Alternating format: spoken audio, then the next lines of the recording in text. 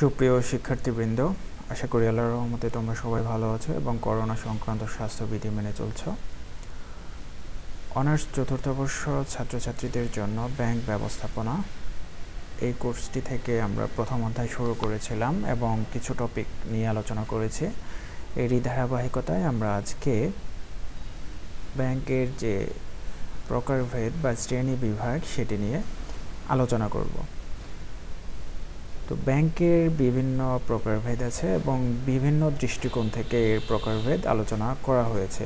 মালিকানার ভিত্তিতে, কার্যপদ্ধতি, সাংগঠনিক কাঠামো, গ্রাহক, তালুক্যভুক্তির ভিত্তিতে, এসব বিভিন্ন দৃষ্টিকোণ থেকে বা বিভিন্ন ভিত্তিতে ব্যাংকের বিভিন্ন শ্রেণী বিভাগ আলোচনা করা হয়েছে। আজকে এই বিভিন্ন শ্রেণী বিভাগগুলো নিয়েই আমরা আলোচনা করব। তো চলো শুরু করা যাক। আমরা প্রথমেই কাঠামো ভিত্তিক যে প্রকারভেদ, বাণিজ্যিক ব্যাংকগুলো যদি কাঠামোর ভিত্তিতে যদি আমরা প্রকারভেদ দেখতে চাই কাঠামোর ভিত্তিতে, তাহলে সেই প্রকারভেদগুলো কি সেটি আমরা দেখব। প্রথমে হচ্ছে একক ব্যাংক। একক ব্যাংক কাকে বলে? যেসব ব্যাংক একটি মাত্র অফিসের মাধ্যমে ব্যাংকিং কার্যক্রম পরিচালনা করে তাকে একক ব্যাংক বলা হয়। তার মানে হচ্ছে এক্ষেত্রে একটি মাত্র অফিস থাকবে এবং তাদের কার্যক্রমটা সেই অফিসে পরিচালনা করবে। এরপর শাখা ব্যাংক। শাখা ব্যাংক তোমরা নাম শুনে বুঝতে পারতেছো সহজভাবে, এটি হচ্ছে একটি ব্যাংকের অধীনে বা একটি মূল বা হেড অফিসের অধীনে যখন বিভিন্ন শাখার মাধ্যমে তাদের কার্যক্রম বা ব্যাংকিং কার্যক্রম পরিচালনা করবে, এ ধরনের ব্যাংককে বলা হবে হচ্ছে শাখা ব্যাংক। অর্থাৎ এক্ষেত্রে একটি হেড অফিস থাকবে বা মূল অফিস থাকবে, তার অধীনে দেশে বা দেশের বাইরে বিভিন্ন জায়গাতে বিভিন্ন শাখা থাকবে একই নামে। তো এই ধরনের ব্যাংকগুলোকে বলা হবে শাখা ব্যাংক। এরপর আমরা দেখব চেইন ব্যাংক। চেইন ব্যাংক কাকে বলে? যে ব্যাংক ব্যবস্থায় সমজাতীয় ব্যাংকগুলো তাদের নিজস্ব মূলধন, কর্মচারী ও স্বাধীন সত্তা বজায় রেখে সমঝোতা ও সহযোগিতার ভিত্তিতে ব্যাংকিং কার্যক্রম পরিচালনা করে সেগুলোকে চেইন ব্যাংক বলা হয়। এক্ষেত্রে সমজাতীয় ব্যাংকগুলো কি করবে? তাদের নিজস্ব মূলধন, কর্মচারী, স্বাধীন সত্তা আলাদা বজায় রাখবে এবং সমঝোতার মাধ্যমে তাদের বিভিন্ন সুবিধা আদায় করার জন্য বা বিভিন্ন সুবিধা প্রাপ্তির জন্য সমঝোতার ভিত্তিতে ব্যাংকিং কার্যক্রমগুলো পরিচালনা করবে। এ ধরনের ব্যাংকগুলোকে বলা হয় চেইন ব্যাংক। অর্থাৎ চেইন ব্যাংকের ক্ষেত্রে কতগুলো সমজাতীয় ব্যাংক তাদের নিজস্ব সত্তা বজায় রেখে তাদের কার্যক্রমগুলো পরিচালনা করে থাকে তাদের সহযোগিতার উদ্দেশ্যে। এরপর যে ব্যাংক হচ্ছে সেটি হচ্ছে গ্রুপ ব্যাংক। গ্রুপ ব্যাংক কাকে বলে? যে ব্যাংক ব্যবস্থায় ছোট ছোট কতগুলো ব্যাংক নিয়ে গ্রুপ করে একটি বৃহৎ ব্যাংক কার্যাবলী পরিচালনা করে তাকে গ্রুপ ব্যাংক বলা হয়। এক্ষেত্রে দেখা যায় কিছু কিছু ছোট ছোট ব্যাংক থাকবে এবং সেই ছোট ছোট ব্যাংকগুলোকে নিয়ে একটি গ্রুপ করে আরেকটি ব্যাংক সামগ্রিক ব্যাংকিং কার্যক্রম পরিচালনা করবে। এক্ষেত্রে এই ধরনের ব্যাংককে বলা হবে গ্রুপ ব্যাংক। অর্থাৎ এক্ষেত্রে কতগুলো ছোট ছোট ব্যাংকগুলোকে নিয়ে একটি গ্রুপ তৈরি করা হবে এবং সেই ব্যাংকিং কার্যক্রমকে বলা হবে হচ্ছে গ্রুপ ব্যাংক। এরপর আমরা দেখব সেটি হচ্ছে মিশ্র ব্যাংক। মিশ্র, এখানে শব্দটা একটু খেয়াল করো। মিশ্র ব্যাংক, মিশ্র হচ্ছে কোনো কিছু মানে একাধিক কোনো জিনিসের একটি সম্মিলন। একাধিক বিষয়টা কি? যে ব্যাংকিং ব্যবস্থায় একই ব্যাংক একত্রে জনগণের আমানত গ্রহণ এবং দীর্ঘমেয়াদী ঋণ মঞ্জুর এবং বিনিয়োগ কার্যাবলী সম্পাদন করে, এ ধরনের ব্যাংককে মিশ্র ব্যাংক বলা হয়। এখানে খেয়াল করো, এক্ষেত্রে যেমন নর্মাল যে ব্যাংকগুলো থাকে সেগুলো কিন্তু নর্মাল কাজ হচ্ছে ব্যাংক আমানত গ্রহণ করবে এবং সেগুলোকে ঋণ মঞ্জুর করবে। একই সাথে যখন এই কার্যের বাইরেও কোনো একটি ব্যাংক যখন বিনিয়োগ কার্যাবলীতেও অংশগ্রহণ করবে বা বিনিয়োগ কাজগুলো করবে, এই ধরনের ব্যাংকগুলোকে বলা হবে হচ্ছে মিশ্র ব্যাংক। তার মানে হচ্ছে এটা মিশ্রণটা কি হচ্ছে? সাধারণ ব্যাংকিং প্লাস বিনিয়োগ ব্যাংকিং। তো ব্যাংকিং কার্যাবলীর তাদের যে সাধারণ কার্যাবলী সেটি হচ্ছে আমানত গ্রহণ করার কথা এবং সেটি ঋণ মঞ্জুর করে কাউকে ঋণ দেওয়া। এই পাশাপাশি যখন কোনো একটি ব্যাংক বিনিয়োগ কার্যাবলীতে অংশগ্রহণ করবে তখন এই ধরনের ব্যাংকগুলোকে বলা হবে মিশ্র ব্যাংক। আশা করছি কাঠামো ভিত্তিতে যে ব্যাংকের প্রকারভেদগুলো আলোচনা করলাম সেটি সম্পর্কে প্রাথমিক কিছু বিষয় ধারণা পেয়েছ। এগুলো নিয়ে আমরা যদিও পরবর্তীতে আরও ডিটেইলস আলোচনা করব, আমরা মূলত বেসিক যে জিনিসটা সেটি নিয়ে একটু আলোচনা করলাম। এরপর আমরা দেখব মালিকানার ভিত্তিতে ব্যাংক। মানে হচ্ছে মালিকানার ভিত্তিতে যদি আমরা ব্যাংকের প্রকারভেদ আলোচনা করতে চাই তাহলে কি কি প্রকারভেদ আছে সেগুলো নিয়ে আমরা একটু দেখব মালিকানার ভিত্তিতে। প্রথমে আছে হচ্ছে সরকারি ব্যাংক। তোমরা নাম শুনে বুঝতে পারছো যে সহজ কথায় যে ব্যাংকের ক্ষেত্রে উদ্যোগ গ্রহণ, পরিচালনা এবং নিয়ন্ত্রণ করে সরকার, সেই ব্যাংকগুলোকে বলা হয় সরকারি ব্যাংক। অর্থাৎ সরকারি ব্যাংকের ক্ষেত্রে সরকারি উদ্যোগে গঠিত হবে, পরিচালিত হবে এবং নিয়ন্ত্রিত হবে, এই ধরনের ব্যাংকগুলোকে বলা হবে হচ্ছে সরকারি ব্যাংক। সরকারি ব্যাংকের উদাহরণ কি? এটা তোমাদের আশেপাশে অনেক খুব পরিচিত নাম সোনালী ব্যাংক দেখে থাকো। এটি হচ্ছে একটি সরকারি ব্যাংক, কারণ হচ্ছে এর গঠন, পরিচালনা, নিয়ন্ত্রণ এই কাজগুলো করে থাকে সরকার। সুতরাং এই ব্যাংকগুলো হচ্ছে সরকারি ব্যাংক। সোনালী ব্যাংক আছে, অগ্রণী ব্যাংক আছে, জনতা ব্যাংক আছে, এগুলো হচ্ছে সরকারি ব্যাংক। এরপর আমরা দেখব বেসরকারি ব্যাংক। বেসরকারি ব্যাংক কাকে বলে? যেসব ব্যাংকের উদ্যোগ বা গঠনের ক্ষেত্রে, যেসব ব্যাংকের গঠনের ক্ষেত্রে উদ্যোগ গ্রহণ, সেটি পরিচালনা এবং নিয়ন্ত্রণের কাজগুলো বেসরকারি বা পর্যায়ে থাকে, বা ব্যক্তিগত উদ্যোগে যেসব ব্যাংক গঠন, পরিচালনা এবং নিয়ন্ত্রণ করা হয় সেই ধরনের ব্যাংকগুলোকে বলা হয় বেসরকারি ব্যাংক। যেমন Al Arafah Islami bank, Dutch Bangla bank, AB bank, এগুলো হচ্ছে বেসরকারি ব্যাংক। কেন? কারণ হচ্ছে এই ধরনের ব্যাংকগুলো ব্যক্তিগত উদ্যোগে গঠিত হয়, পরিচালিত হয় এবং নিয়ন্ত্রিত হয়। এরপর দেখব যৌথ ব্যাংক। যৌথ ব্যাংক কাকে বলে? সরকারি ও বেসরকারি যৌথ উদ্যোগে যদি ব্যাংক গঠিত, পরিচালিত এবং নিয়ন্ত্রিত হয়, এই ধরনের ব্যাংকগুলোকে বলা হয় যৌথ ব্যাংক। যেমন রূপালী ব্যাংক লিমিটেড সরকারি এবং যৌথ উদ্যোগে গঠিত হয় এবং পরিচালিত হয় এবং নিয়ন্ত্রিত হয়, এই ধরনের ব্যাংকগুলো হচ্ছে যৌথ ব্যাংক। এরপর আমরা দেখব স্বায়ত্তশাসিত ব্যাংক। স্বায়ত্তশাসিত ব্যাংক কাকে বলে? যেসব ব্যাংক সরকারের বিশেষ আইন ও সংবিধানের বিশেষ আইন দ্বারা গঠিত হয় সেসব এবং নিয়ন্ত্রিত হয়, সেই ধরনের ব্যাংকগুলোকে বলা হয় স্বায়ত্তশাসিত ব্যাংক। অর্থাৎ স্বায়ত্তশাসিত ব্যাংকের কিভাবে গঠিত হয়? সরকারের বিশেষ আইন ও সংবিধানের বিশেষ অধ্যাদেশ বলে গঠিত এবং পরিচালিত এবং নিয়ন্ত্রিত হয়, এ ধরনের ব্যাংকগুলোকে বলা হয় স্বায়ত্তশাসিত ব্যাংক। যেমন বাংলাদেশ ব্যাংক, এটি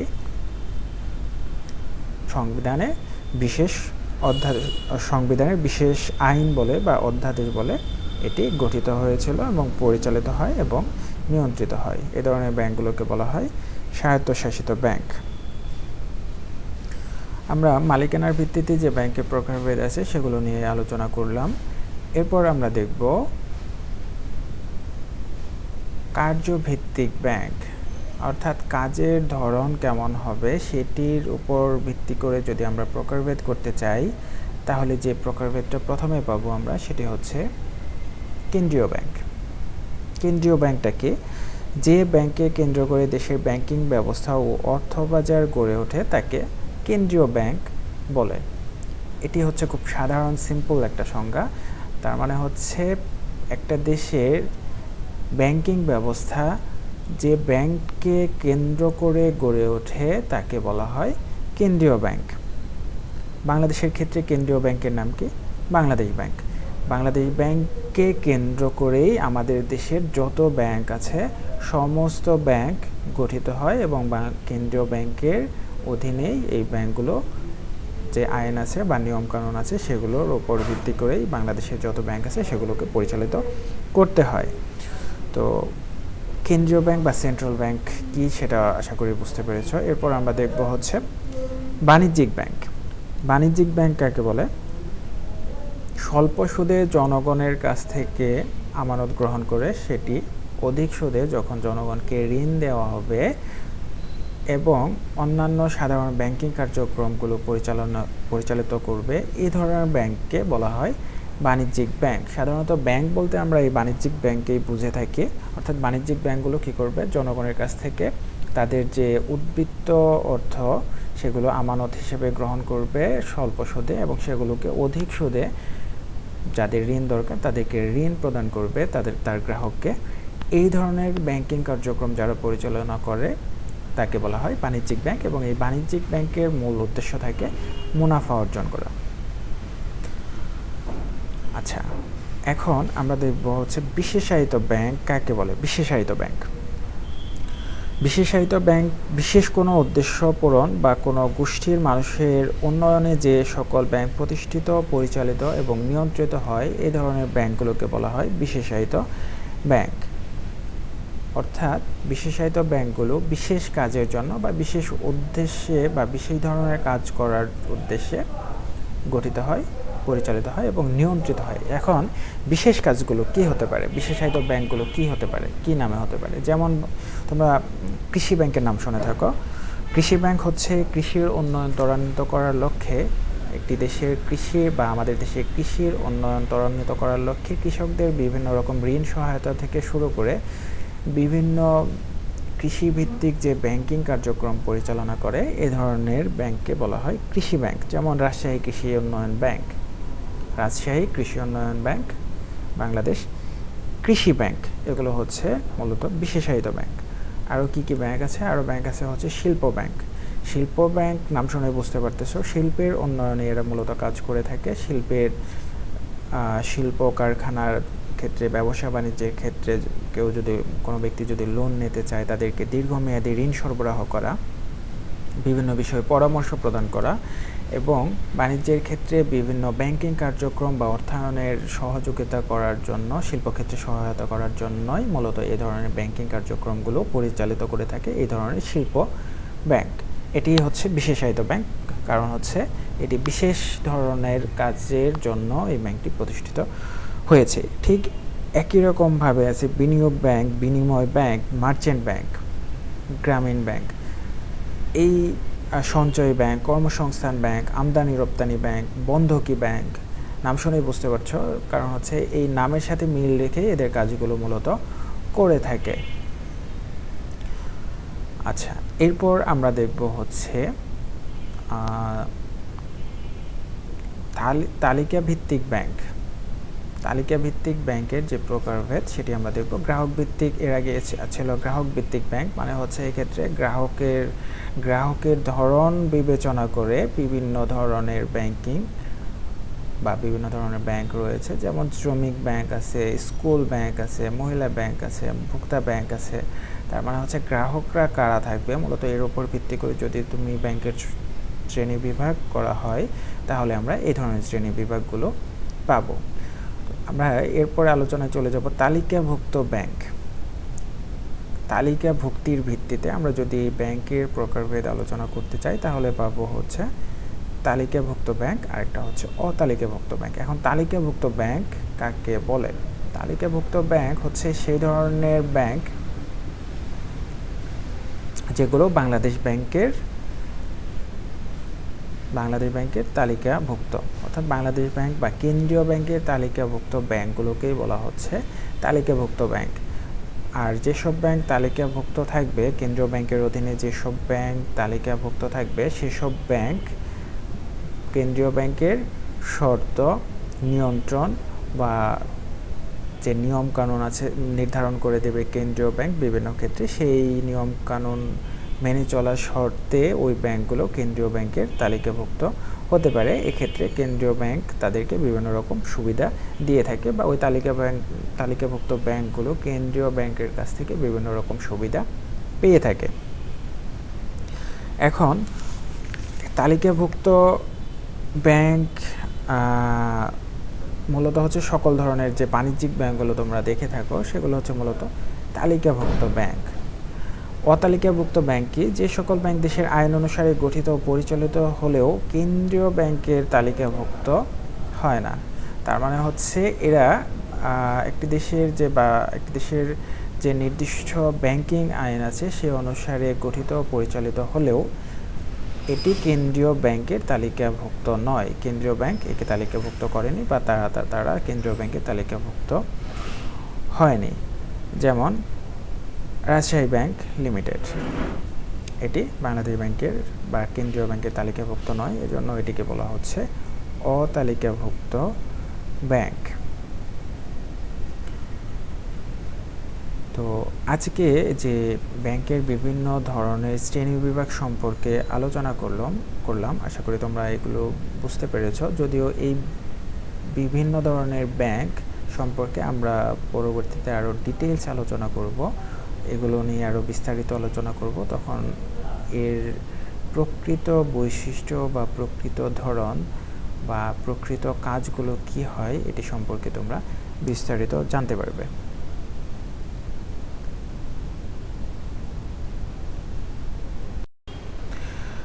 শিক্ষার্থীবৃন্দ, আমরা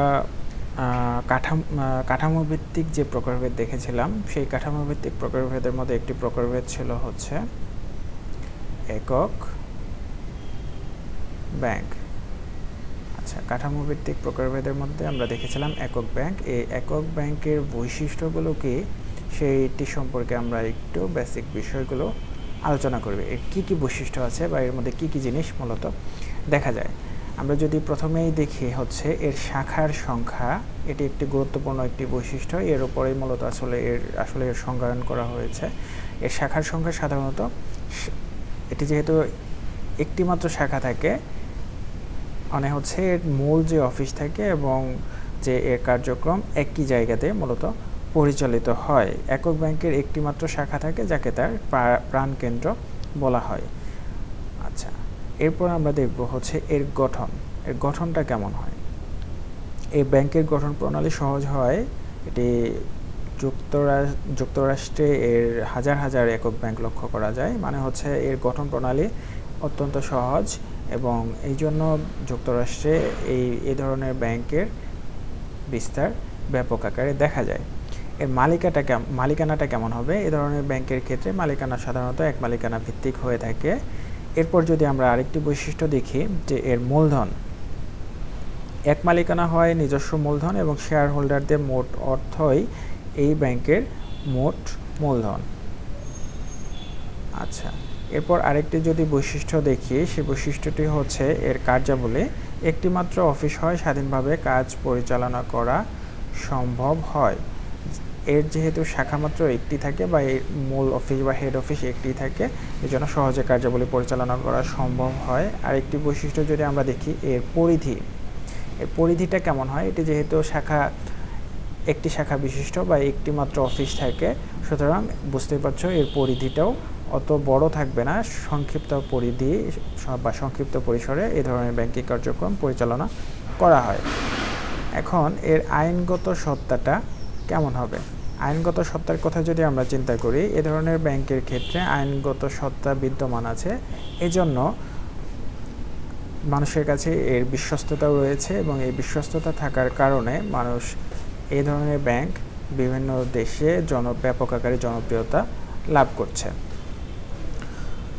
মালিক ও কর্মচারীর সম্পর্ক, মালিক এবং কর্মচারীর সম্পর্ক কেমন হবে? এ ধরনের ব্যাংকের ক্ষেত্রে যেহেতু একটি মাত্র শাখা থাকে বা একটি মাত্র হেড অফিস থাকে, এজন্য সরাসরি মালিক এবং কর্মচারীর মধ্যে একটা সম্পর্ক বিদ্যমান থাকে এবং সরাসরি সম্পর্ক থাকার কারণে এ ধরনের ব্যাংকের ক্ষেত্রে বেশ কিছু ধরনের সুবিধা পাওয়া যায়। সিদ্ধান্ত গ্রহণের কথা যদি আমরা চিন্তা করি, এই ধরনের ব্যাংকের ক্ষেত্রে পরিসর যেহেতু ছোট এবং মালিক এবং কর্মচারীর মধ্যে খুব ঘনিষ্ঠ এবং কাছাকাছি সম্পর্ক বিদ্যমান থাকে এবং খুব ছোট পরিসরে ব্যাংকিংগুলো পরিচালিত হয়, এজন্য এ ধরনের ব্যাংকের ক্ষেত্রে সিদ্ধান্ত গ্রহণটা অনেক সহজ হয়। এগুলোই মূলত হচ্ছে একক ব্যাংকের, যে আমরা যদি বৈশিষ্ট্যের কথা চিন্তা করি, এগুলো হচ্ছে মূলত একক ব্যাংকের বৈশিষ্ট্য এবং এই ধরনের বৈশিষ্ট্য নিয়েই মূলত একক ব্যাংকগুলো পরিচালিত হয়।